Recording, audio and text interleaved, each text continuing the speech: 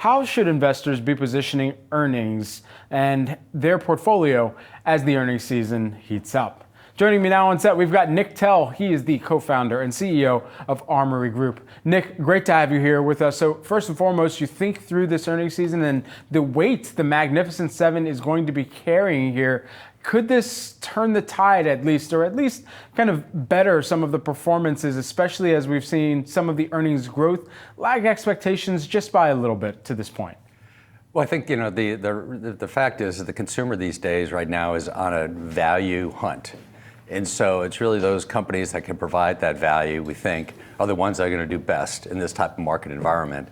And so to the extent that they provide it and provide that value, I think that they should be able to outperform from an earnings standpoint. But to the extent they don't, I think there's going to be some disappointments. And so within that Magnificent Seven here, are you expecting, of course, as we're tracking some of those bellwethers who can really kind of make or break the earnings season, what are you anticipating from them? Well, I think those have been managing expectations pretty well, and so as a result, I think that to the extent that there's disappointments, it's already embedded in the numbers, and so my guess is that we're going to see some outperformance as a result. How much of a long tail do you believe that AI as a theme that's certainly played out for these companies continues to have this far? Well, it's like I think you've pulled a lot of demand forward because people anticipated and hope to be able to catch up to it, but I think there's going to be some slowdown because I think at some point it's just too much has already been invested and now we're going to have to slow down for a bit in order to catch up with the actual demand as it appears. And from that demand component as well, I mean, the demand is going to play out in two vastly different ways. Exactly, it's the end consumer demand, but it's also that B2B demand as well. Right. And trying to front run. Well, that's the problem is the B2B is front running the end. It's just a question of when's the consumer going to catch up, right?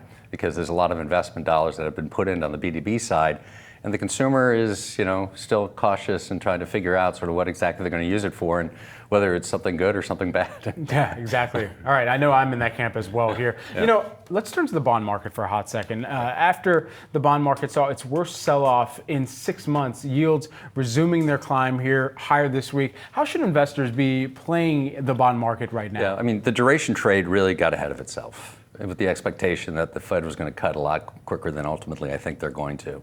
And so I think what you see is that we've been advising clients to shift back to floating rate. For the first 6 months of this year, we were actually shifting out of floating rate into sort of longer term bonds, but now shifting back into floating rate loans and actually focusing on credit because we do think that the economy is going to stay stable to slightly growing. And so as a result, take advantage of where the best yields are, and that's really in the floating rate environment, whether it's in loans, whether it's in private credit, even AAA CLO type financings. There's real opportunities for yield, and the best thing about yield is it's dollars. You get them up front, and so you're not dealing with it softens the volatility of the market. It's interesting when we think about the bond market and we think about fixed income as a play specifically. How much of that do you think is still right to be concentrated on US Treasuries versus currencies elsewhere around the world? Well, I'm more of a U.S. manager, and so not the expertise throughout but I think but it is all relative value play at the end of the day. And what we're seeing is that, interesting enough, the election is going to have some volatility, I believe. And so to the extent that you are playing treasuries, you may think about shifting to other currencies or other bonds for the time being, because I think there's going to be some impact in the U.S. Treasury market that comes as a result of the election. You mentioned the election 1 week away, of course. Should investors take the potential outcome into consideration when really positioning their portfolios? Well, you don't like to have sort of short-term events that lead to, long-term volatility because ultimately you can miss trades because no one knows exactly how it's going to play.